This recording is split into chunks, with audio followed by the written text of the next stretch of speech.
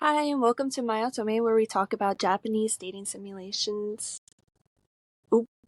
And visual novels. I'm Elizabeth. I'm Tiana. And today we're going on to Isaac's sequel in Kissed by the Baddest Bidder. So for starters, straight up, you start embedded with Isaac and Isaac is teaching you the correct way to use your fingers. It's for a key card. It's for a key card. You knew what you were doing, starting off like that. No, that's how the game started it off. Mm-hmm. And as someone who didn't remember what was going on, I was like, what is going on here? Starting off strong, I see. Yeah, so it's for his keycard prototype, and he's trying to use finger recognition for it. And basically, he's using you as a guinea pig for like stuff he wants to use for the auctions. Okay. So, Isaac also questions you this for being like 1 minute late this morning. Turns out you were just getting spare amenities for like the hotel for the penthouse, and you finally tell him to stop paging you during work. He needs to stop like calling you all the time for work. Unless he needs to stop calling you all the time for random shit unless it's work related. You got some balls. I mean, I could never, but okay. Because you were annoyed because Isaac called you because he wanted to know where you wanted to go out for your date. Why were you annoyed? It's free time off of work that you're getting paid for. And then Isaac's like, why do I have to do that? The manager knows that you have to leave sometimes. And you're like, but I don't constantly want to change my shifts and work around Isaac, work around you as a person. I'm just sitting here like, I don't know why. Free time off for you. Mm-hmm. You're barely at work half the time anyways because Isaac's always pulling you out of work. Mm-hmm. But yeah, you are dedicated to being a maid. Couldn't be me, but okay. New rule. When you're late, you have to do something for him. Yeah, that's the new rule. You point out that you already are at his beck and call, so there's no point in this rule. Mm-hmm. And Isaac's just like, you don't do everything that I say. Yeah. Okay. Yeah. He's like, you just don't do everything that I say. So, really, it is a good rule. Isaac, of course, is trying to fuck. And then you're worried about having to go to work the next morning because you have to get up early. Oh my gosh. Cry me a river. Like, yeah, and not only that, you're trying to go home. You're trying to go back to the dorms. Oh my gosh, what is wrong with this woman? And Isaac's like, hey, you can just stay here for the night, and then I'll let you leave early if you make me coffee in the morning. He also just suggests that you just stay with him whenever you have to work early morning shifts. It makes more sense. It really does. Considering he lives in the hotel. Mm-hmm. So, I mean, at this point, you've been dating a month now, and you declare that you must really love him to listen to him and do what he says. Yeah. Yeah. Okay. So, it's so annoying. Yeah, so, the next morning you go into work, but you try to leave a little bit later so it doesn't look like you, like, left from the penthouse because you don't like people knowing that you're leaving from the penthouse for some reason. I don't know why, but you just don't like it. But at the same time, everybody already knows you didn't come back to the dorm because your lights weren't on in your room. So what's your... Oh, okay. I don't know if you know, like, Japanese buildings, you can, like, see everybody's light. You can, like, see... Because I used to, walking back to my dorm, I would used to point out who was in the room and who was not. Oh, wow. Just from seeing if their lights were on. And I would look at my own room and it'd be like, oh, look, I didn't leave my lights on. Wow. Yeah. Yeah, that's how bad it is. So it's like, there's like no privacy of knowing like who's there and who's not. Yeah, so they're like, we already knew. Plus, your girl, Saikiko, also came over to give you some grapes from her hometown. Oh, and you didn't answer the door, so of course she was like, of course you're at the penthouse. Mm-hmm. There's no other place you would be. Yeah. And then you start complaining about Isaac having you stay the night, and everybody's like, but that's so sweet. That's so cute. No, literally, you're the only person who has a problem with it. And at this point, Baba's still gone. Baba still hasn't come back yet. Oh, I forgot he So, left. yeah. So he's still been gone for the month. And none of the guys actually hang out unless Isaac calls them or Baba calls them. So Dang, so it's been just kind of extra. awkward. Wow. Baba's also the reason why they hang out so much because Baba just likes to get together. And they all believe that Baba would die from loneliness if he did have these parties with them all the time. Dang. They're But really at the same time, nobody knows where he is. And they claim that they're not besties, but they're still a little like, it's so sad without Baba here. We're all so lonely now. For real. And in the end, Isaac ends up canceling the meeting that they were supposed to have. And Ota's like, hey, since we're all here, y'all want to go out to eat? None of them bitches want to go out to eat. How are y'all? None of them want to hang out with each other. Dang, Baba is really the glue of the team. Yep. And then Ota's just like, I don't want to hang out with Isaac and you. That means I'm third wheeling. He's not wrong. And then Soru and Mamoru are still placing bets on your relationship. Of course, naturally. Yeah. And Isaac's over here acting all high and mighty and saying that they have nothing better to do than place bets. Yeah. Okay. Coming from the same person who was placing bets in Soru's story. Regularly placing and starting the bets in Soru's story. Yeah. But here's a new update. Instead of 10 minutes to get ready for like your dates, you have 20 minutes now. Yay! Yay. This is so sad that is an upgrade. It really is. 20 minutes is not enough time. And Ota decides he's going to like try to start some shit because he's bored. And he asks if he can have you instead. Isaac gives the whole do whatever you want response. You end up choosing Isaac, of course. Of course. And it puts Ota in a bad mood because he's like, that's so boring. You always choose him. Why wouldn't you? I don't know. I guess it's just Ota was really thinking that you would choose something different. He thought he would get a chance. In the end, you were supposed to go on a date with Isaac, but he ends up canceling on you too. And the whole group ends up apologizing for him. Why? I don't know. They apologize for him. And then Ota's over here just crying about how he misses Baba and how things aren't fun without him. He's like a dog with separation anxiety. So the next morning, you're cleaning Baba's room, and you're like over here wondering about his whereabouts, why he keeps renting out the room if he's like gone for so long, if Baba has a house, etc. Yeah. It's super weird. I don't understand why you're like so invested in Baba's life. It really is weird, especially since before you were like, oh, I'm so tired of Baba. He just keeps popping up. And then, while you're thinking, Baba shows up and starts whispering in your ear, about how you guys should mess up the room together after you cleaned it up. It's just Baba being Baba. Yeah. I was about to say, I can't expect anything more, anything less from that man. And then Baba is like, he takes you to the lounge and he's like, let's hold an auction. The day of destiny is coming. Day of destiny? Yeah. So then we have episode 2. Well, episode 2, it starts off with basically Baba explaining that the day of destiny is supposed to be like the luckiest day according to astrology, tarot cards, and fortune telling. That happens like once every 10 years. Okay. It was like, I felt like I should explain it because I don't know if you do or... I personally did not, so that's really interesting. Yeah. And then they all tell you that the auction days are like decided based on Baba's fortune telling. So is that why they didn't hold an auction the entire time he was gone? Pretty much. And Isaac just kind of goes with it because he says it's more fun to do that.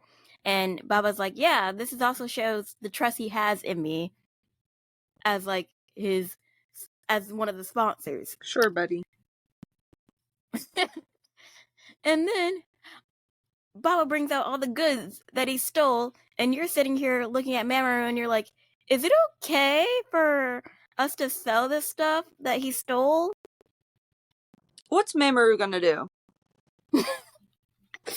Mamoru's his response was like, not my department, not my problem. I love that man.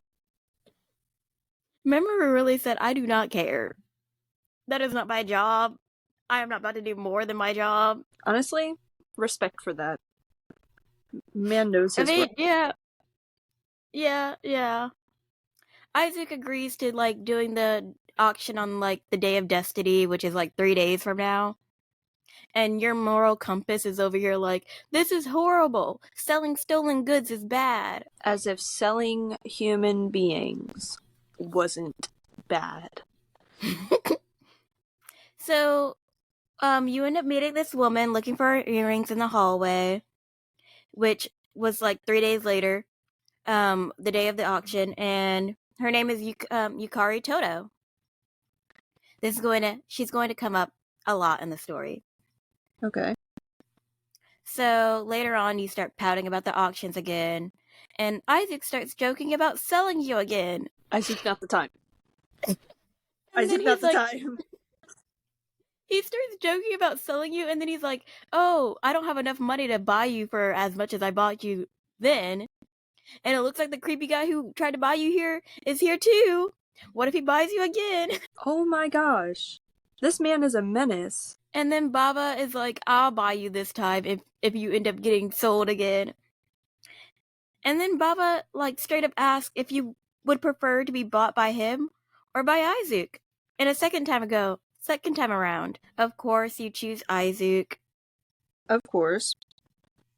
Yeah. And then everybody decides that they're just gonna like go up to the lounge now. Honestly, I feel like Baba is a showcase of a good way to show like a character that's interested in you, but isn't actually pursuing you compared to Takahiro.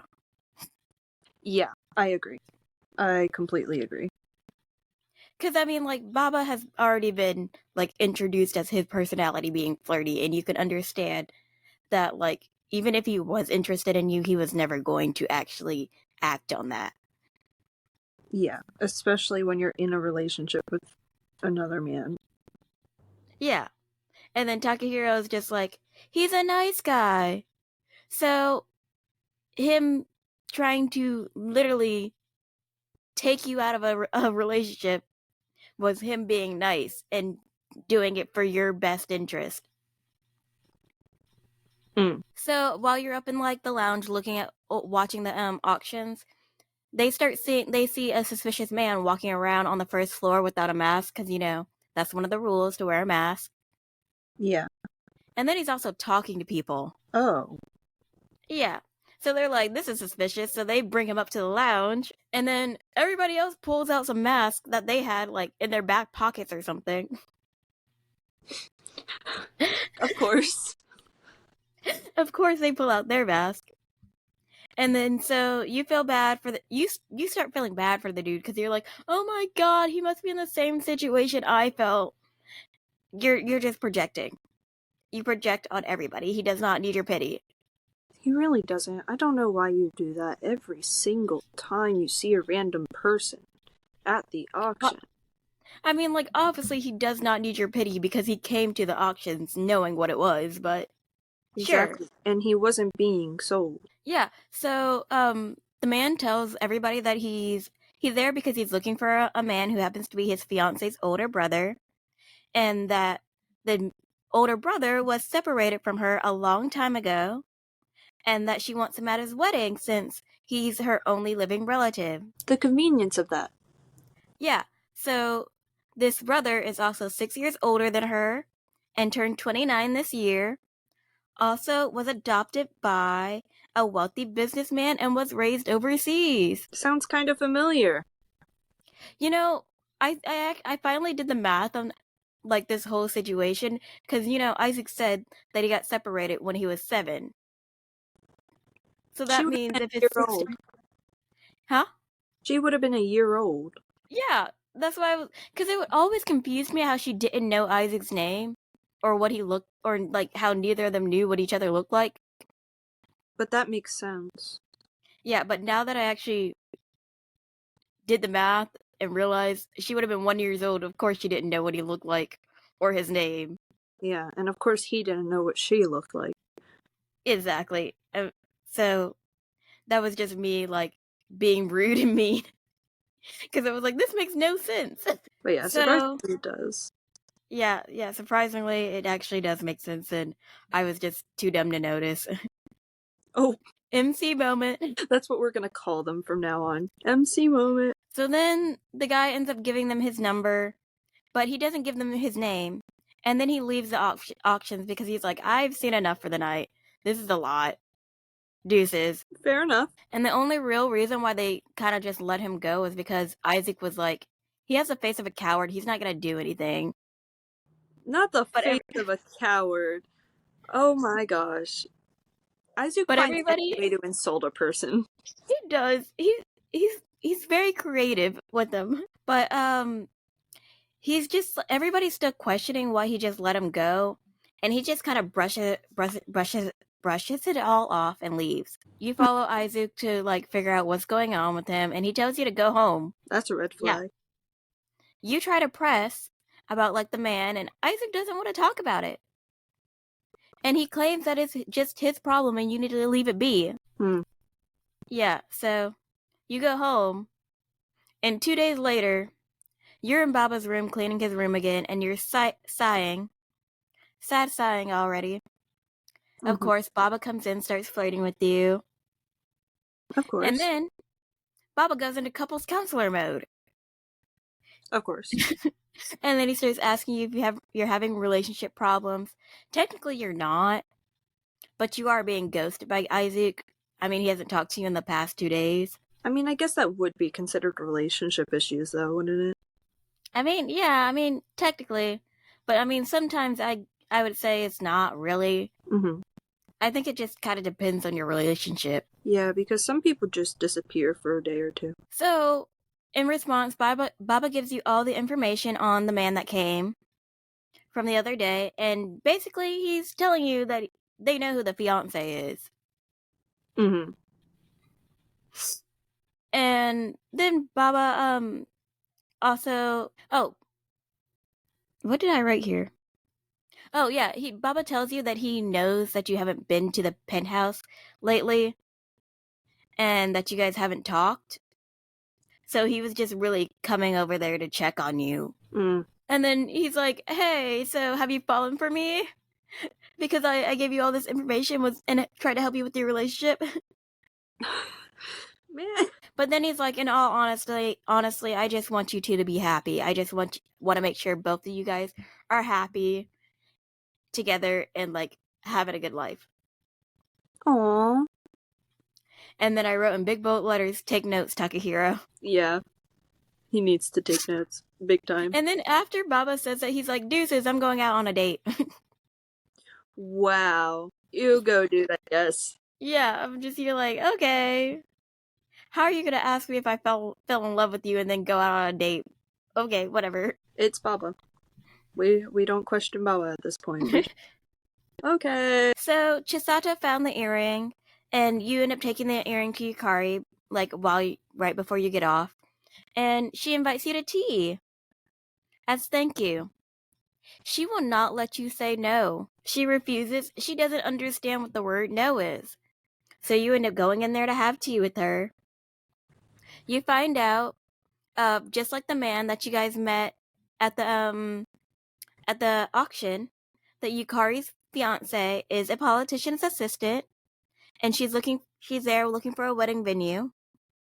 And her older brother. Let me guess, you're still not putting two and two together. You straight up have to ask what the dude's name is. You are slowly putting two to two together, but you're like, hey, what is your fiance's name? Which his name is Daichi Matsura. Matsura? Matsura? I think that's how you say it. And you're like, oh, maybe she's Isaac's sister. So you start staring at her chest, as if you're gonna see the burn scars. Oh my gosh. So then, in the end, you start trying to connect with her because you're like, I'm pretty sure that she's Isaac's sister, so I'm gonna try to connect and like build a bond with her. Which I find really weird, but you know, you do you. I mean, honestly, anything MC does is really weird. So True. It's just the fact that you're trying to build a bond with this stranger, not knowing if she is. I mean, obviously she is his sister, but that's what you're basing building a bond with her on. It's not the best decision. Yeah. So then, after having tea, you run upstairs to Izuke, and it happens by happenstance, Daichi is already up there talking to him. And Daichi leaves, and you see that Izuke has a pearl necklace that matches the memento earrings that Yukari has. Oh. Yukari. And then you ask him if you're like, hey, is Yukari your sister? And Izuke kind of just avoids the conversation and goes to the lounge. Yeah. I mean, I don't really blame him. Yeah. So then the whole gang starts questioning why Izuke brought Daichi up here, because, like, he's like, what are you doing? This is the dude from the auction. Why are you bringing him up here without, you know, any protections or anything? Mm-hmm. And Soru's the one to remind him that this isn't just an Izuke thing, because Daichi was involved in the auctions, so he needs to fess up and tell everybody what's going on, because they're all involved too. And then Mamoru calls him out, and he's like, ha ha ha ha, that's weird for you to say as someone who's in the mafia. Dang. And then Soru's like, yes, and cops hide things too. Dang. They're just at each other's throats. Izuke caught the attention. Izuke finally confesses that, you know, Yukari may be his older sister. And the gang did not know that he had a sister at all. You're the only one who knew. Huh. Baba, of course, clocked that the auctions were used to try to find his sister. Of course. And Izuke decides that he's going to try to meet Yukari and confirm things with her to find out if, like, she is in fact his sister.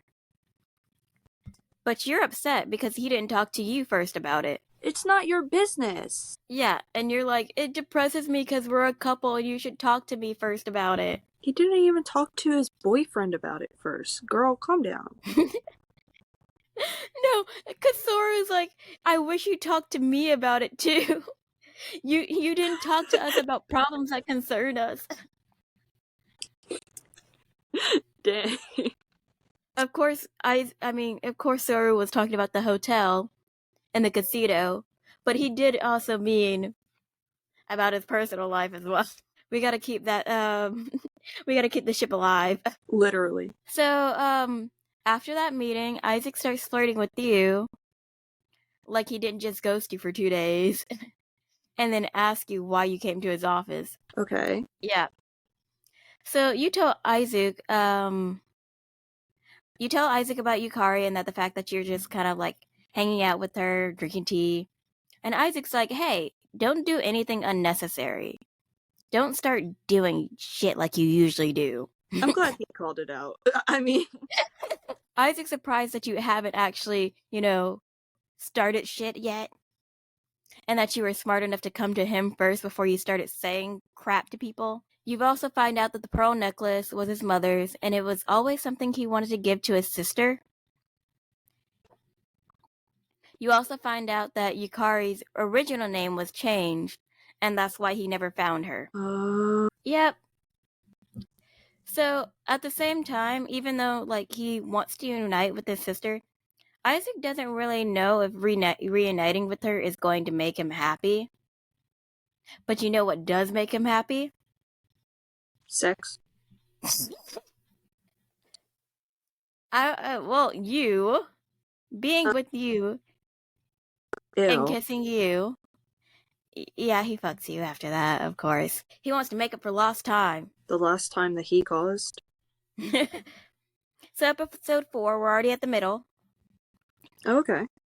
A few days later, you're walking out of your dorm and a random balding man is like waiting outside your dorm.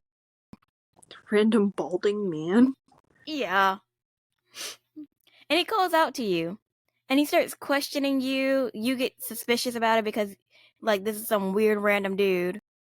And he claims that he's like there checking on his daughter. But you're like, this is still weird. You came all the way to the dorms to check on your daughter? Okay. Yeah, that's really weird. Why are you having this random smart moment again? I think that irritates me the most out of this. It's not the stupidity. It's the random smart moments that are like, oh my gosh, maybe, just maybe. And then immediately, dumb again. So then later on, you also find out that today's the day that Yukari was supposed to meet Isaac. And like, she's so excited about it. She wants to go to the museums with him, the amusement parks, aquarium, because she wants to make up for the lost time. Aww, that's so cute. But you also find out that Daichi's father didn't want to let Yukari and Daichi stay at the Trespade Hotel. Why? You're actually going to find that out later. Father didn't want them staying at that hotel. Oh, yeah. So later on, you go to the hotel bar with Isaac, and he tells you that, you tell him that you're craving Chinese food because, like, they're having a festival at the hotel. Even Sori's surprised about the Chinese festival. And Isaac's response to you craving Chinese food is, let's go to China next week. Oh my gosh. Talk about being rich. Jeez. I was thinking like I know it's not America, but like American fast food, Chinese food. I was like, okay. Yeah. I can see that craving. Man's over here like, let's go to China. Boy, please. You're flabbergasted, but you're not surprised because you're like, this is on track with Isaac, of course. It really is. Man is too rich for his own good. Yeah, so then, like, Isaac tells you that you're only allowed to get drunk with him because you can't hold your alcohol and you're a sloppy drunk. He's not wrong. He's not wrong. Yeah, so then Isaac's like, hey, let's drink some more and then go back up to my room. Basically, man's trying to seduce you. But he gets interrupted again. Dang, talk about a cockblock. He gets interrupted by Daichi this time. Oh. And Daichi's over here, like, yelling at him because he canceled on Yukari. And, like, Isaac's just like, well, I just changed my mind. I don't want to meet her anymore. Daichi's trying to argue with Isaac and, like, trying to, like, yell at him. He's like, is she gonna just take that response? You think she's gonna be okay with that? You're gonna just, like, let this chance go by? We gotta love this man. He's dedicated to his wifey. He really is. Like, I'm living for this attitude from him. Yeah. So Isaac just gets up and leaves. Mm-hmm. And you decide to talk to Daichi, and Daichi's like, you're his girlfriend, right? Can you convince him? Convince him to meet my wife. My fiance wife. She's gonna be your wife by the end of the story. Who cares? Yeah. Yeah. So he wants you to try to convince Isaac to change his mind, and you're like, I don't know what to tell you. Once that man makes up his mind, he makes up his mind. Yeah. Don't get your hopes up. About it. And then you also kind of just assume that Isaac had made the decision he made because, like, there's probably something else going on. Well, yeah, it's Izu, but it's kind of world-stopping that the MC noticed. For real, like, the fact that you're, like, finally realizing that he does stuff for a reason. Mm-hmm. And you tell Daichi that there's probably a reason why he's not going to meet Yukari, and that it's out of your hands now. Really, there's nothing you can do. Mm-hmm. And that he's gonna just try to keep pushing you away until, like, you guys just leave. Mm-hmm. And, like, Daichi's just super upset. He's, like, so sad about this. Aw. He can't give his wifey what she wants. She deserves what she wants. So then you go back to Eisuke, and, predictably, that man tells you you're late. Of course. Yeah, yeah. And you're like, I was talking to Daichi. I was doing damage control. Mm-hmm. So then you also you admit to Isaac that Daichi wanted you to persuade him, but you told him, yeah, don't get your hopes up. Isaac's surprised you're not throwing a fit and demanding an explanation on why you won't meet this woman. Honestly, I am too. I'm right there with Izuku. This is like what growth happened to cause the MC to be like, it's his life. He's Oh gonna well. do what he's gonna do. Mm-hmm. And then you tell him you trust him and that he probably has a good reason for doing what he's doing. And then of course Isaac melts because damn. And then he reiterates again that he's just happy knowing that his sister is happy and that he won't regret not meeting her. And then he tells you that you're going to Chinatown the next day. The next. Okay. Mind you, I've been to Chinatown, so I'm just here that's a long drive from Tokyo to Chinatown. That's about an hour and 30 minutes. Man probably has a private helicopter that he's like, all right, let's go. You cry about work, and Isaac calls the manager, and he's like, "Hey, she's taking the day off tomorrow. Deuces."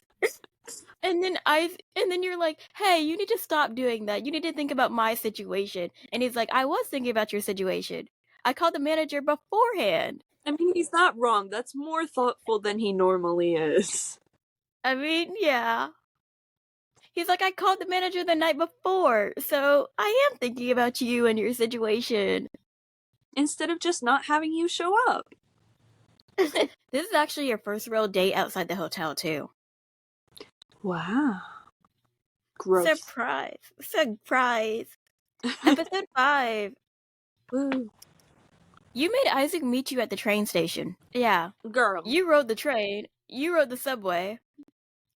That man pulls up in a limo. Of course, you expect him to ride on the subway to the...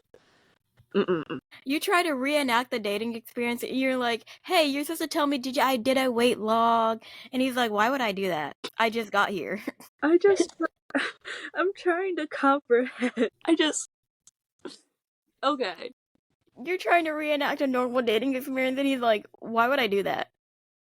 Literally. Especially since, you're not dating a normal person. Man just thinks you're weird as hell. And he's just like, okay, whatever. So y'all end up seeing a dog. And you start going to pet it, and you're like, oh my god, this is so cute. So Isaac just has to stand back and be sad and pouty because the dog starts barking at him. Aww. And you tell him he needs to start sucking up to the dog. Then he gets mad because he's like, why would I suck up to a dog? It's a dog. If you want them to love you. It's a and given. then basically, Isaac starts running away because he's like, I'm not having this conversation. But he does hold your hand because you can't keep up with him. I mean, that man's tall, so of course you can't keep up. Of course. And so then you guys go to a cafe, and it decides to share his honey toast with you, which honey toast is a giant just loaf of bread covered in honey, ice cream, other little sweets too. It's like a giant square. I would say maybe about this tall, and then this long, and it's like a perfect square. And then they cut out the middle part, and then they put ice cream and other sweets and stuff in it. I'd end up hurling by the end of it. I cannot handle all that sugar and bread. But it's also covered in honey as well, so. Yeah, Isaac has a sweet tooth. I mean, I do too, but at the same time, I also don't eat candy, so all my sweet tooth comes from baked goods. That's ironic because I really don't like baked goods, but I like fruity candies. So, after that, after he shares his sweets with you, which it's a surprise, that man's sharing food with you. Mm-hmm. And he finally tells you that you kind of help him relax. Aww. He also takes you on the Ferris wheel because he's never been. Actually, you take him on the Ferris wheel. Oh. Because he told you that, like, despite him dragging you off to Chinatown, he was planning to do whatever you wanted to do the whole day. Wait a minute, there's just a random Ferris wheel in Chinatown? They have a Ferris wheel everywhere in Japan. Like, every downtown area, there's a Ferris wheel. Yeah. There's multiple times I could have ridden the Ferris wheel, but I just didn't want to. Wow. I have to wait for the county fair to see a Ferris wheel here. Yeah. And the ironic part about Isaac never riding the Ferris wheel was the fact that he lived in London. And then he was talking about how the London Eye was built in 1999 and he was too old to be riding it by that time. And I'm just here like, how old are you? Literally, he's acting like he was in his mid-40s. I'm just here like, way to date yourself. Literally. Way to date yourself, game. And you know, of course, Isaac has to get a makeout in on the Ferris wheel. Of course. So, after that, Isaac decides that he's going to take you to a restaurant that's so famous it gets booked out a year in advance. Wait, does he have a booking or is he gonna rich boy it? So he called them yesterday and they immediately gave him a table. He rich boyed it. And you're like, what did you do to get this table immediately? And he's like, I brought the chefs up to my penthouse one time. Yeah. That's all it takes. Dang. And like, you're like, yeah, that's probably, you rich boy this reservation. And he's like, it wasn't that hard to get a reservation. I don't know what you mean. If it was It ain't her all that. calling for the reservation. It ain't all that. And I'm just here like, of course, you're too rich. You're on the richness scale where you don't even understand how rich you are.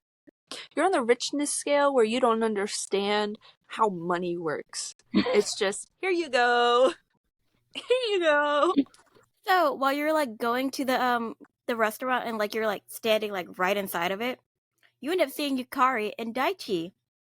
And Isaac, he sees him too immediately, and he's like, turn around, let's go, we're going somewhere else. Yukari sees you, you turn around because she calls out to you, even though you probably shouldn't have turned around. You should have just act like you didn't know.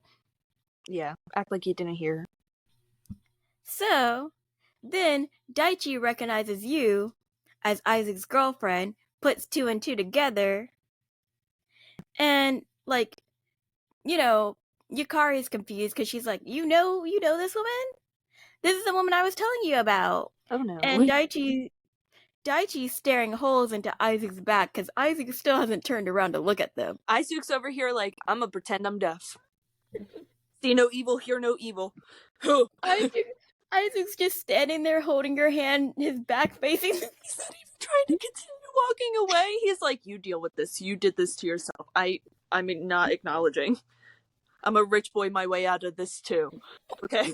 No. So then Daichi decides he's just going to tell everything because Isaac's right there.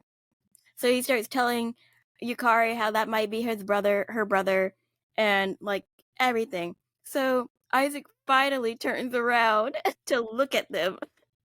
Yes. And then Daichi's father comes up. And then Yukari starts telling Daichi's father about all of this. And then Daichi's father looks at Isaac, which his name is Tadashi. Okay. And Tadashi's like, I recognize. I love Tadashi. I would die for Tadashi. You're not gonna love this Tadashi. Fuck this Tadashi, but I love my Tadashi. Yeah. So Yukari starts telling Tadashi about Isaac, and then Tadashi looks at Isaac, and he's like, "Oh, it's you." Mind you, Tadashi's a politician. So Isaac knows Tadashi because Tadashi opposed the construction of Trespades. because he didn't want a casino in Japan. Well, we see who won that battle.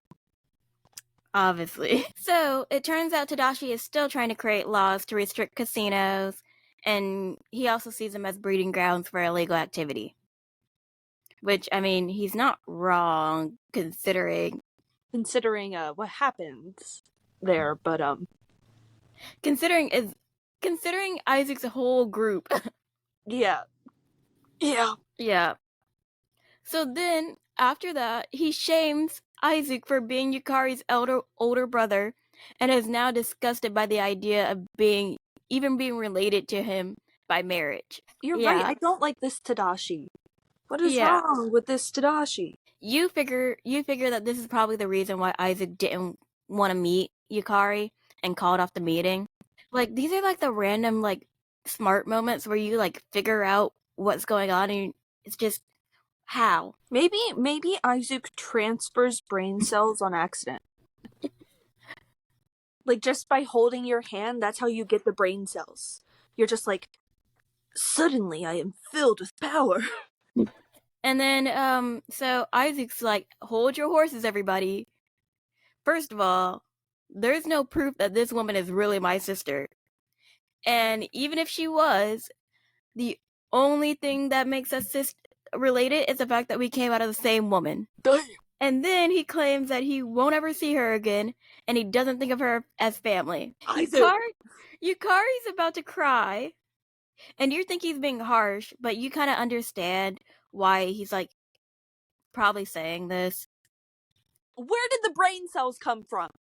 Where did they come from? And then you're also like, yeah, I know Yukari's hurting, but Isaac's probably hurting the most right now because he's been looking for her this whole time. Yeah. I don't trust it. She's gonna become dumb again. I just know it. I feel it in my bones. And then before y'all leave, he tells Yukari not to talk to him again, and then leaves. And you have to run after Isaac and apologize for him as well. Okay. Episode 6. So then you randomly get paged to the pool like a few days later, and all the guys are hanging out at the pool. And Baba tells you that they paged you because Baba wanted you to admire his body in a bathing suit. And then he does that, where's my hug at? No! Stay back! Back up, Baba! No! Ota's like, you're freaking her out. This is weird. And you're just standing there like, I'm just gonna go. Which makes Isaac laugh. Yeah. Isaac finds this whole situation funny. Of course he does. This is also why I am more pro Baba and anti Takahiro. No, I completely agree. Because it's the fact that Isaac knows that none of this is serious. And Isaac is actually able to trust Baba. And the fact that Isaac is aware that Baba does this stuff and it just doesn't mean anything. Isaac can sit here and laugh about him flirting with you, while Takahiro, he's over here, has to be on guard and like, hey, please don't leave me. Literally. Yeah, but in actuality, Baba really just called you down here and did all of this to see you smile because lately you've been looking sad over the whole stuff that happened in Chinatown. Oh, well, that's nice. That's why I say this storyline feels more like it's Baba promotion. It really does. Like, each storyline feels more and more like Baba promotion. We also read it out of order, so... True. Because in the actual order, it's supposed to be first Isaac, then Soru, then Ota, then Baba, and then Memoru. Okay. Yeah, but then you get a flashback to, like, back in Chinatown, where Isaac tells you that he was so harsh with Yukari because if he wasn't that harsh, Tadashi would have never forgiven, like, his sister. And he would have never been, like, approving of the marriage anymore. That's so sad. So that's why he called off the meeting. And, like, he's acting like he's not sad about it, but you can look in his eyes and be like, he's depressed. Mm-hmm. So, back to the pool party that they're having. You're right. Listening in on Isaac and Soru, and they're talking about how they need to possibly murder somebody. Nice. Normal. Ocha sees you staring, and he's like, "Why are you staring? Are you not used to Isaac without his clothes?" Ota, calm down. And Mama has to chime in and put in his 2 cents, and he's like, "Y'all been dating for 2 months now. You should be fine walking around naked with each other." Well, we know what Baba does, I guess. And Ota's like, that's not normal. Maybe it is with your woman, but that's weird. Just randomly walking around naked. It's a little hint. And then Isaac sends them off to go play. To go play. I can't. They're going to play mermaids. I fully believe it. And then he tells you that he wants to talk to you afterwards, after work. Okay. Yeah. Yeah, he sends them off to go play like they're children. I mean, at this point, they are children. They really are. Cause it's like the awkwardness of like a 4-year-old saying, "So you don't have a boyfriend? You do have a boyfriend? Why aren't you married yet? So, Why aren't you pregnant?" so later on, you end up working with Erica, and you find that Yukari and Dachi are leaving, and leaving early. And instead of like doing your job, you decide that you're gonna run out and go find them. The one time you say that your job doesn't matter. You know what? Something is wrong. She drank the Kool-Aid or something. Like, I honestly don't know how to explain her change in action. So you find them out like by the taxi, about to get in, and Yukari tells you that she doesn't have a reason to stay in Tokyo anymore because she found her brother. Like, despite being told not to meddle in the business, not to like get involved, you decide that you're gonna tell Yukari everything. Yeah, yeah. I knew it. I was waiting for it. I knew it. I called it. I knew it. You Dumbass. also tell her that he didn't want to ruin her relationship with her in-laws, and that you know about the burn scar, and that Isaac has been using that to try to find try to find her for this whole time. So Daichi finally understands the whole situation, and he's like, "Oh, so that's why he did this and that." Like, of course, he wasn't just being rude to be rude. Especially to someone he thought could be his sister. So then Yukari invites you to the wedding, since she can't directly invite Isaac. And Daichi says he's going to try to convince his dad to like get over his hatred for Isaac. Mm-hmm. And Yukari's like, "I don't care about my in-laws. I just want my brother in my life. Aww. That's her only blood relative that she knows is still alive." Aww. So you immediately go upstairs to Isaac because you're not going back to work. The one and only time you don't care about work. What is going on? You tell Isaac about the invitation, and Isaac tells you he's not going. He's not going to see that woman ever again. I don't know what else you expected. You try to explain to Isaac that he's not helping Yukari. She just wants him there. She does not want you to do all of this. Yeah. And Isaac's like, "Are you lecturing me?" And you're like, "Yeah, I am lecturing you." And he's like, "Okay, fine, I guess I'll listen to your lecture because you're so determined to tell me." What's going on with everybody in this one? I honestly don't know how to process this. And then, like, after he listens to your lecture, he makes up excuses like she can make her own family and that her adopted family are there, so she doesn't need him.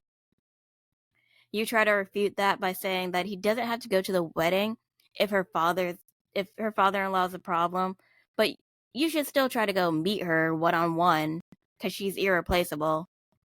And you should not have said that. Mm-hmm. You should not have brought up the fact that your sister is irreplaceable.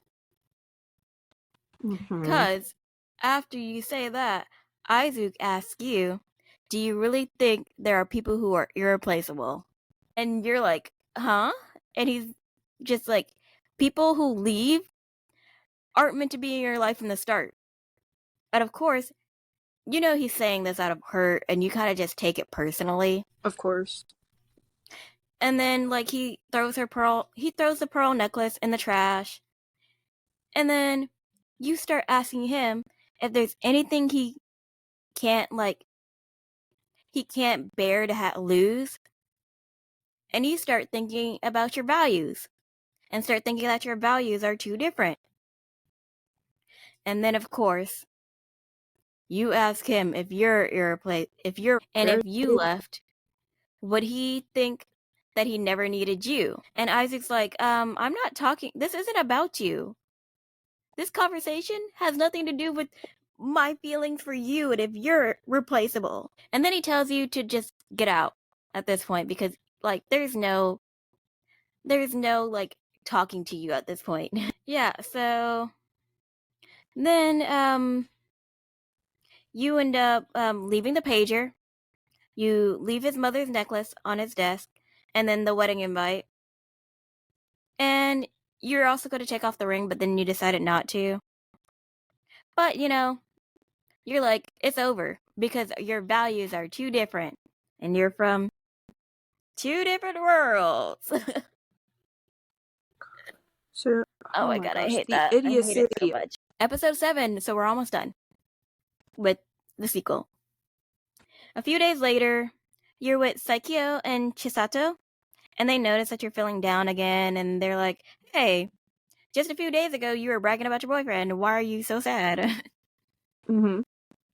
And then you start saying, well, it might be over between me and Eisuke as if you didn't break up with him. That irritates me, but okay. You claim that your lives are too different, and then you almost start crying. So they're all like, let's drink. Let's just use alcohol to get rid of our sorrows. A logical response. So y'all go to the convenience store to go get snacks before you drink, and you hear a familiar voice. Okay. Yeah, it's Baba working the shift. Oh, I forgot he... We see more of Baba in this sequel than Isaac himself. Literally, like... Jeez. Yeah, you have to cover up your surprise because your friends don't realize it's Baba because they're like, who's going to recognize a rich person working a 9-to-5 job? Literally. Yeah, so Baba ends up coming up to you, telling you that he works there part-time. And he tells you it's to pay his bills. He is such a liar. Yeah, that's what I was sitting here like, what bills are you paying? None. But really, he just finds it easy to get info at the convenience store, and he can check his horoscope in the magazines. Without having to buy them. Yeah. Rich And then he asks you to talk.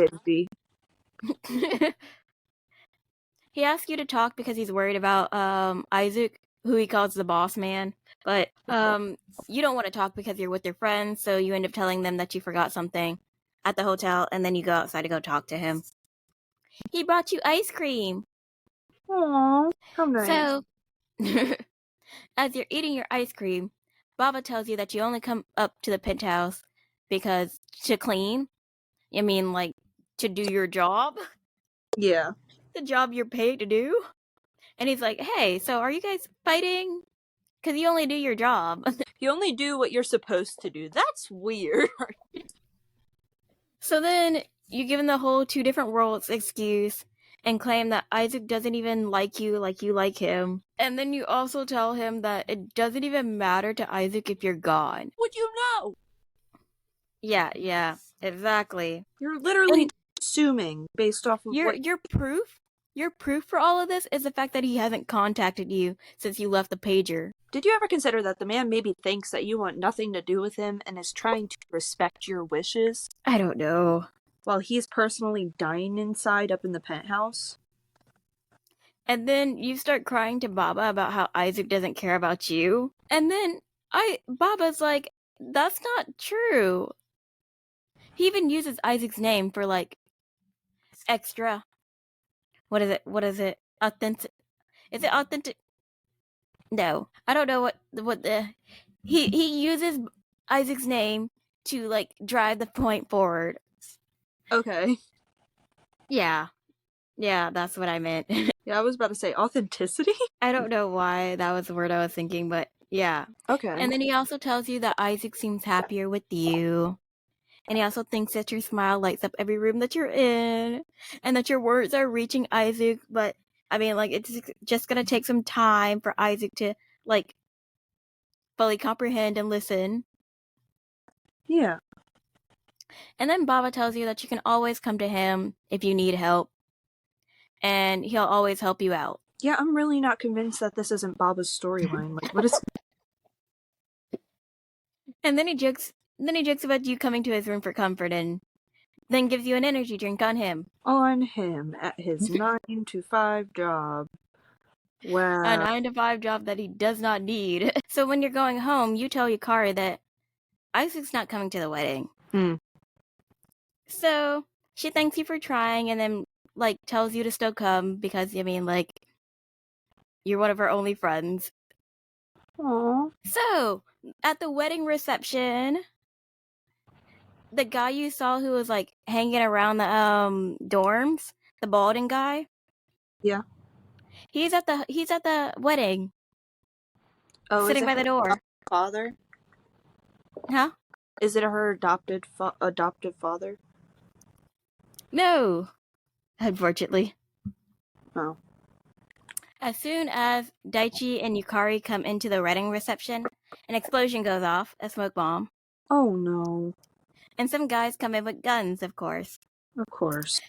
Daichi and Yukari get held at knife point, and they start screaming about how they want Tadashi and how they're going to hold the bride and groom as hostage because they want Tadashi to stop regulating the casinos. And you know what Tadashi does? He insults them, and then he calls everybody who works in the casino business, trash. So you're gonna get your son and daughter-in-law killed? Yeah, because I mean, like, that's a appropriate response to, your son and daughter being put at knife point. Mm-hmm. And then Tadashi says he'll talk to them and, like, negotiate only if all the hostages are released. So they're like, okay, whatever, we'll just kill Yukari.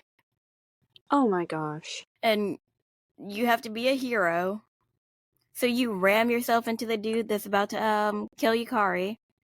And they're like, oh, so you want to be a hero? We'll just kill you instead. Of course. And then Isaac shows up, grabs the man from behind, and, nearly breaks his arm. Dang. And, Isaac has to pull the one-liner because, these men they can't do anything without pulling on the one-liner. Of course. And he's like, see, this is what happens when you leave without permission. Of course. And Soru's like, save the romance for later. We're doing some stuff. He's over here like, it's bad enough I'm watching my boyfriend date someone else. Stop rubbing it in my face. So then Ota comes on a video feed, and he starts playing a voice recording of the little baldy man plotting to use the wedding to force Tadashi to stop pushing to make casinos illegal. And then he's going to use that. He was going to force Tadashi to stop pushing for making casinos illegal, and then demand Isaac give him all the casino profits out of gratitude. Man already won. What do you want him to do? Yeah, so he was going to... I mean, like, I understand the process of having that plan of, like, taking down the dude who wants to get rid of the casinos. Mm-hmm. And then, being like, hey, you're a casino owner. Give me all the profits for the casino. And gratitude. But at the same time, this is Isaac we're talking about. Exactly. He'll literally pay you a penny and say, leave me the hell alone. Yeah. Baldy even leaked the casino regulations to Isaac. Okay. And then Baba and Ota start acting like sports commentators and claim that people say Isaac will ruthlessly leave people who don't follow his plans exactly. And then they start joking about how terrifying Isaac is and what he's gonna do to Baldy.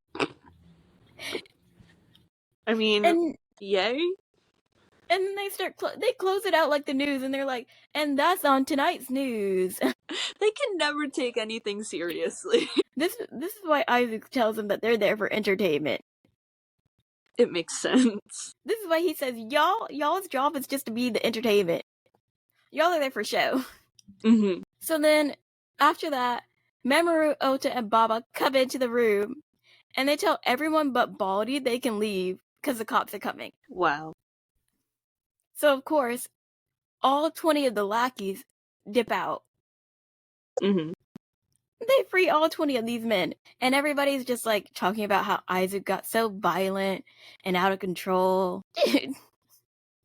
Because, Isaac's normally the one who's just sitting back watching everybody. Right. I was thinking of Soru from... I mean, they're basically a couple. One comes with the other, so... I was thinking of Soru, and I was like, this is nothing new. But then I was like, Aizu, not Soru. Yeah. Soru's usually the one doing all the heavy lifting. Yeah. Isaac gets to be the pretty girlfriend on the side. We are the main love interests, which makes you guys the homosexual supporting cast. But that's pretty much what's going on here. Literally. Not Isaac being Tamaki. Yes! Soru is what's his face? Yes! It fits so well. There's always that dynamic somewhere in the... Yeah. So then they tell you how Baba tells you how Isaac was freaking out when he found out that this plot was going to go on at the wedding because you were at the wedding. And when you thank him, he's just here like, of course, if I don't save you, who will? That is such a cliche thing for Isaac to say. It really is. But we're giving him a pass this time. He couldn't come up with anything more clever. Yeah, we're letting it slide. And of course, he pulls you into an embrace, and then he tells you that you belong to him and you can't leave without his permission. Good of course. Good. Isaac being Isaac. Yes. So with the happy ending, Mamoru lies to his colleagues and tells them that he was worried about the hostages' safety and that the guys just got away because he was worrying about the hostages. That is a story he told his colleagues and the police. Okay. Not that he walked in was like, everybody who wants to leave, you can leave, except Baldy. I mean, I guess we love him for that. Go, Mamoru. What surprises me is no one speaks up on this. No one else is like, actually, didn't you say that they could just go? Nobody out of the entire wedding sat there and were like, something's a little hinky. Nope. They're just cool with it.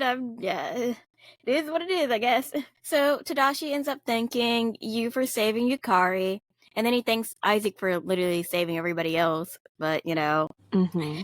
And it turns out the anti-casino bill that they were like pushing so hard isn't even gonna go through because casinos give the government money.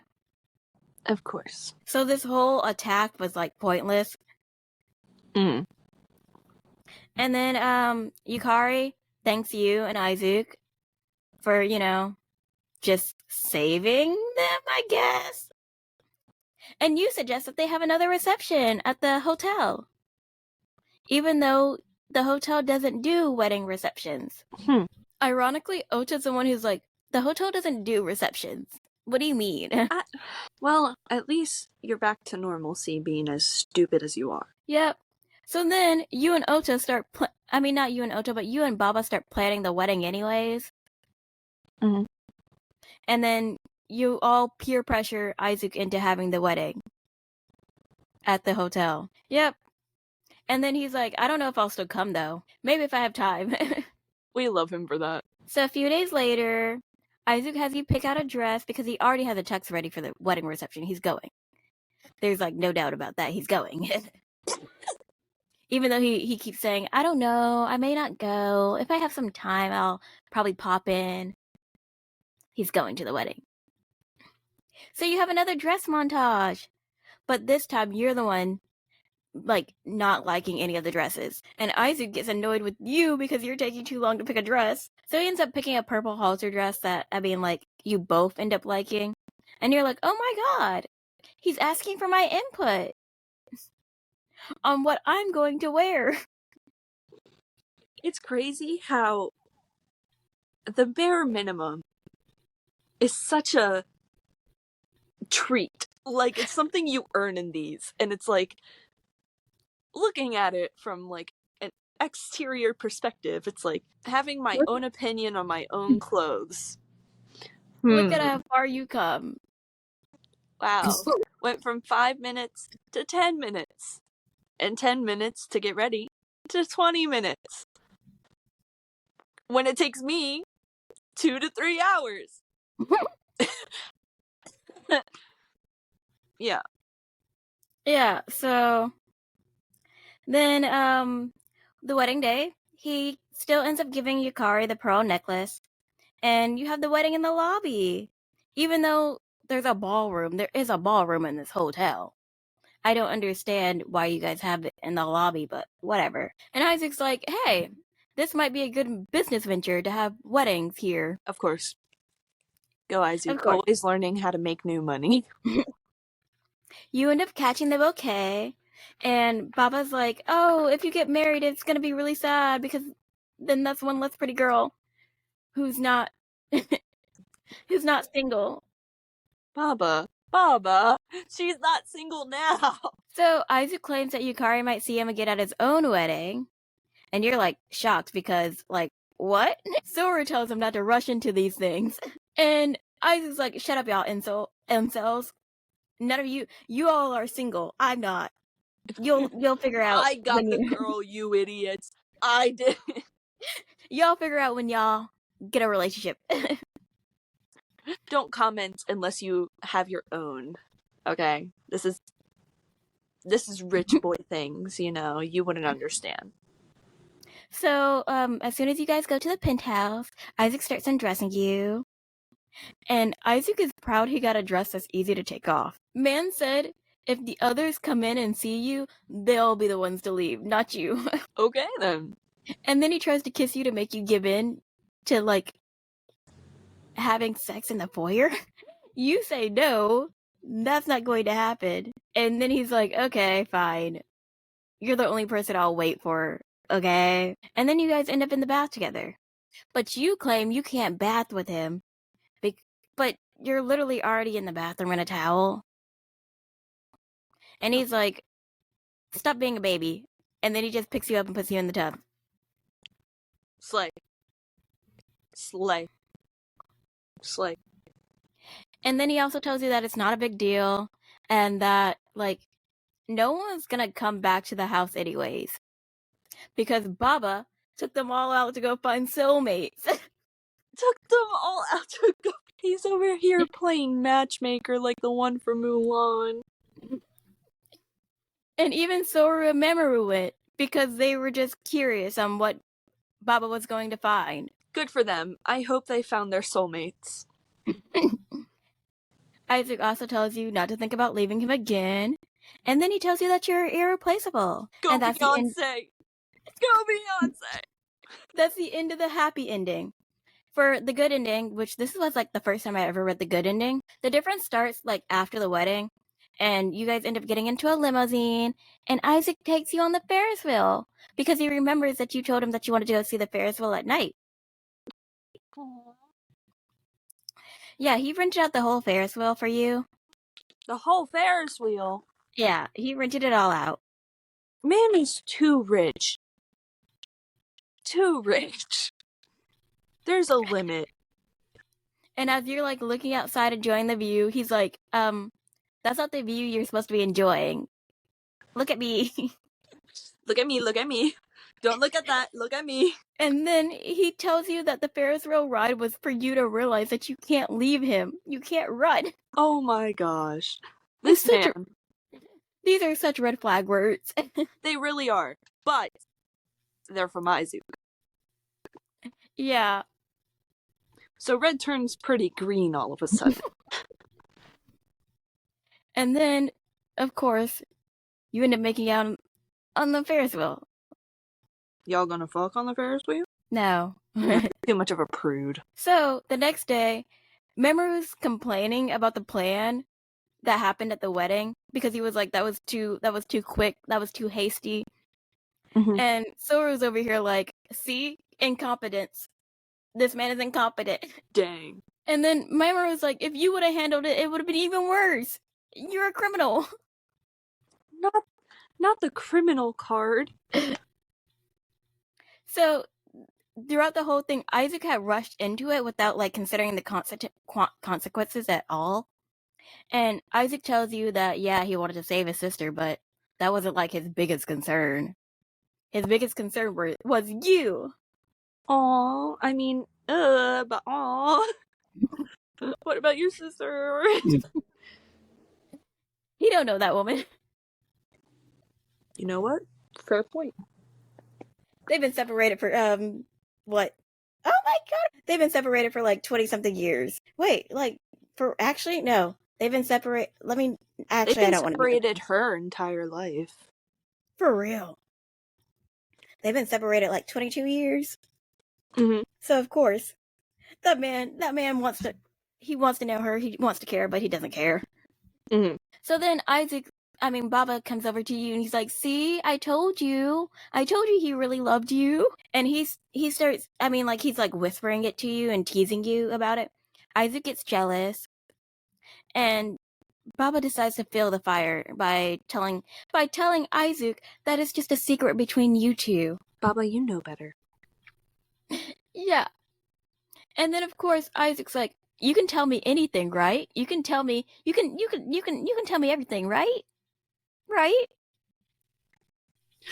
Oh my god. And then Baba's like, see, I was right about that too. I was right about his jealousy. Mm-hmm. And then Isaac carries you upstairs and leaves because, like, he's not about to deal with this. Fair enough. So, epilogue 1. Several months later, Isaac puts up a world map on the wall and he blindfolds you and tells you wherever you throw the dart is where he's going to build the next hotel. Imagine being that rich. Wherever you throw the dart, throws it in the middle of the ocean. No, he claims he'll build you a hotel even if it's in the ocean or above the clouds. This. Okay. And you're like, I wouldn't put it past him to actually do that. I wouldn't either. And then Baba and Ota show up, and Ota's like, what you doing? Looks a bit y'all kinky. Like, are y'all getting kinky up in here? Are we interrupting? And then Isaac agrees. He's like, if that's what you think, yeah, sure. Mm-hmm. So,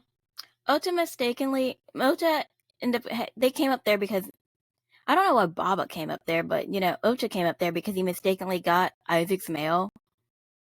And it happened to be a letter from Yukari, and she's basically just inviting them to their new home. And Isaac doesn't want to go. And he's like, I'm not about to write a letter to tell her I'm not going. I'm just going to have my secretary write it. And you're like, that's so rude. Yeah, that is what you're going to get upset over. Of course. So you try to guilt trip Isaac into, like, writing the letter and going to go see his sister. And he's like, I'm not doing either of those things. Ever. That's what he says. And then he leaves. Baba assumes that Isaac is, like, too shy and embarrassed to, like, write the letter, and that he doesn't actually know what to do because he's never gotten a letter from family before. And then they tell you to drag his ass to Kobe. That's where they live. Wow. Kobe. So you go to a bookstore and you build up like a little trip pamphlet, a travel plan to go to all the sweet places in Kobe. Oh, that's actually really smart, though. I mean, yeah, for real. Because you're appealing to Aizu. True, yeah. And when you get back, the whole gang is there, and Ocha and Isaac had plans to help you out. They wanted to cheer you on, so they gave everybody a script to cheer you on. to pitch this idea to Isaac, and Mamoru's surprised that he has lines that he has to give. And Soru's questioning this plan, but he's like, yeah, it's a good idea to cherish your family. He agrees with the sentiment, just not the plan. Yeah. And as soon as Isaac comes in, they start showing their acting abilities. And let me tell you, there's a reason why none of them are actors. I could feel it, even while Mhm. reading it. Mhm. It was terrible. But, I mean, like, in the end, you just give him the travel plan. And Isaac kind of just gives in because he's like, I appreciate you making this whole travel plan. And, like, all the time frames. You dedicated yourself to this travel plan. And Why he just are you appreciates. so. Wait a minute. I don't like this. Why are you suddenly actually smart in the important moments in Izuku's route? Like, I'm not here for this. I'm really not. Like, I thought I'd be happy about it. I'm not. I don't understand how you gain brain cells in Isaac's route, but like nobody else's, but Especially you do. Soru's. Like, yeah. It's so weird because I don't understand how does Isaac just like give you parts of his brain cells? I think he, like, transfers them somehow. Or somebody. Actually, I don't even think it's probably Isaac giving you his brain cells. It's probably Baba. No, I agree. I agree. Baba, when he senses something's up, he's like, I gotta send the brain cells. I gotta do it. They gotta work. They have to be endgame. Or either it's Soru sending you brain cells because he's like, my boyfriend needs to be happy. My boyfriend needs to be happy. It's a reasonable sacrifice. It's a reasonable sacrifice. So yeah, as soon as he okay, so like when you guys go on the trip, you make Isaac take the bullet train, and then you make him take the regular train. You Mm-hmm. made the rich boy take. I bet he wasn't happy. He was mad. He was like, "Why didn't we take the helicopter? Why didn't we just take the chopper?" Of And course. then he complains about the seats, and he's shocked at how poor people live. He saw your dorm. Oh my goodness. Okay. And then he declaims your butt is made of steel because you can handle commoner stuff. Not commoner stuff. Also, this is the first time Isaac has ever walked down a street eating cake, and he finds hanging out with you refreshing because he gets to see how the commoners have fun. Take what we can get. That's all I gotta say. Gotta take what you can get. But he does really enjoy hanging out with you, though. I mean, like, yeah, as long it's still commoner stuff to him. But epilogue part 2. So you end up going to Yukari's house, and you admire the house, start talking about kids. Daichi tries to find out if he can find any information about Isaac's real dad. And Isaac's like, I don't know, man. I haven't seen that man since I was 7. Mm-hmm. Yeah. So then, when you go to the hotel, you had a regular room booked. Turns out, Isaac called the day before, upgraded the room. Good, because I was about to say you are unbelievable when it's Izuku who's paying for this trip. And you thought Isaac was just doing it out of the kindness of his heart. And he's like, no, I'm not about to sleep in that commoner room. He's like, you can sleep in a rabbit's hole if you want to, but me, I that is too constricting. I need my luxury mattress. I need the space. I need the space, the luxury mattress, the silk sheets, the silk pillow. I need my own bathroom with a bathing pool. Like, you don't understand, okay? Nope, he was not about to do that commoner shit. No. Not anymore. And then you bring up to him about how the maid thought you were a married couple. And he's like, yeah, and why do you care? So you ask him to pretend to be a married couple for the night. He, And then you immediately knowing him, he probably took it as, like, so we have sex.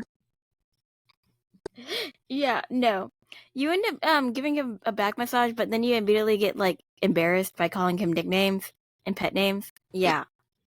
And Isaac just starts laughing at you. So then later on when you go out to bath, Isaac has you wash his back because he's too drunk. Because in the outdoor bath. And then Isaac starts reflecting on what's it like to have a family. Because he's never had one before. And then he tells you that you can stay with him, and you're like, "You're being so nice tonight." And he's like, "Yeah, because I'm drunk." He's like, don't expect this anytime else. If you do, I will insult you. And then he also tells you that you can ask for anything you want for the night. Anything? I mean, he's still drunk, so Oh, you're right, and you're not drunk, I'm guessing. Never mind. Not no. anything. Not anything. The next day, you go to the mall for souvenirs, and Isaac even carries your bag for you for the first time. Oh, my man, my man. And Isaac gets a business call while you're like on the route. So you're like, oh, turns out I guess he found a new location for the hotel anyways. And you start getting sad because you realize that he's probably going to like leave for the construction of the hotel. Wherever it is. Mm-hmm. Epilogue 3. A few days later after the trip, you're in a limo with Eisuke. Already? Hmm? We're on 3 already? Yeah. Oh, dang.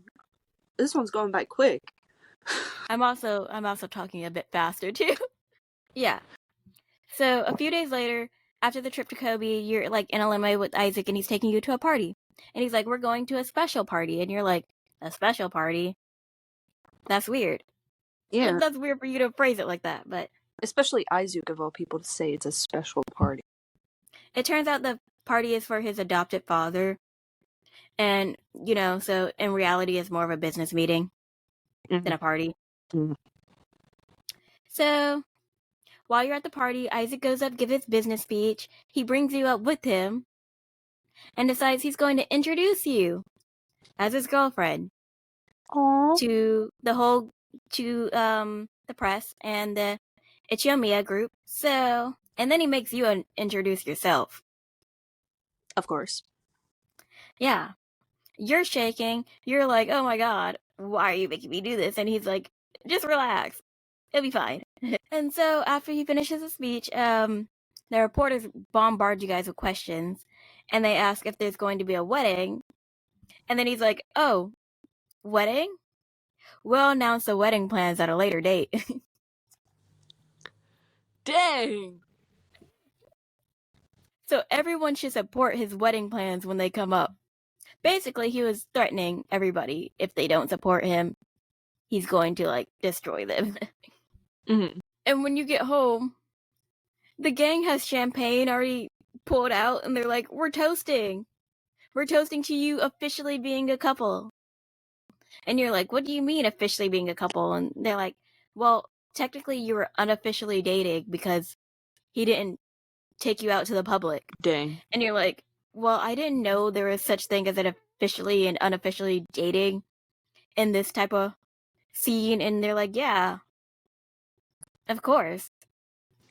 You're over here like, I'm sorry, I don't understand rich person. You're gonna need to slow this down for me. Yeah, I'm just here like, how did you not know you're not officially dating him until they make it public? Especially having not met his adoptive family. Exactly. I mean, like, this man's like a multimillionaire, and you thought you guys were just like a couple? Just casually dating. I mean, you were, but at the same time, he's not going to acknowledge the fact that y'all are dating until he's like, hey, we're gonna get married soon, later on. Mm-hmm.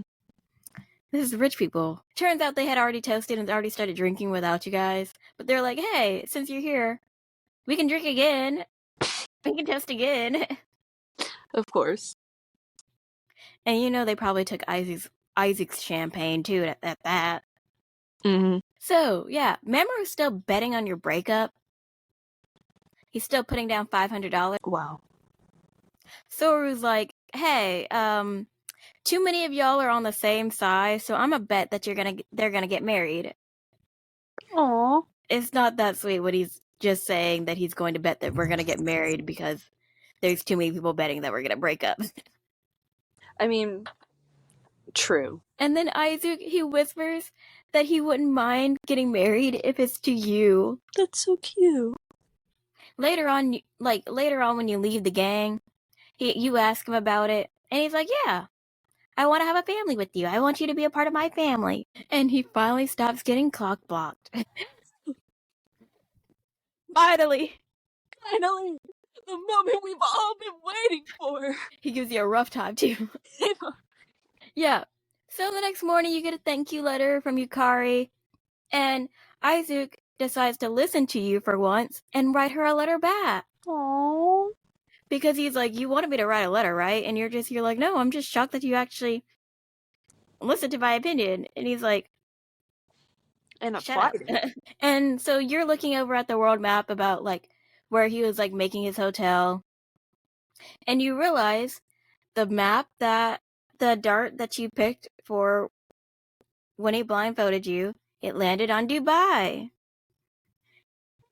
And you realize he's for real building the hotel in Dubai. Aww.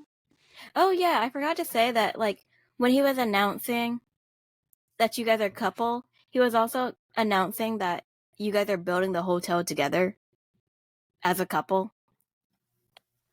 Why is he so cute? Why is he so cute? It's the Yeah. little things. The subtle, very extravagant things. Yeah. Nothing like a 20 million building to say I love you. Literally, if I don't get that, I don't believe it. And that's how that ends. With you figuring out that he's building a hotel in Dubai. How nice. That's probably the reason why you should probably read Isaac's first, because that also sets up the sequel where you all go to Dubai Okay. and you become a terrorist. Okay. On my chest. You become a terrorist on accident. You know what? I don't want to know. But yeah, that was Isaac's second season? Yeah. Season 2? No, it's his sequel. Sequel. Yeah. I know Because words. season 2 is in Dubai, where you're on house arrest for majority of it. It's probably just your idiocy finally nipping you in the ass. I mean, actually, it's not your fault that you get turned into a terrorist. Now that's really his problem. It happens to just be the fact that you got on a plane. My aunts are home. Yeah. You got on a plane that you weren't supposed to. Oh, well, you were supposed to, but they rode over where you weren't supposed to, and that's what got you labeled as a terrorist. Okay. Alright, well. Accidents happen, I guess. Yeah, but, I mean, Isaac's sequel felt more like a propaganda to be, read Baba. Literally. It's very ironic because we're reading his next. It really is. It sets it up perfectly. Yep.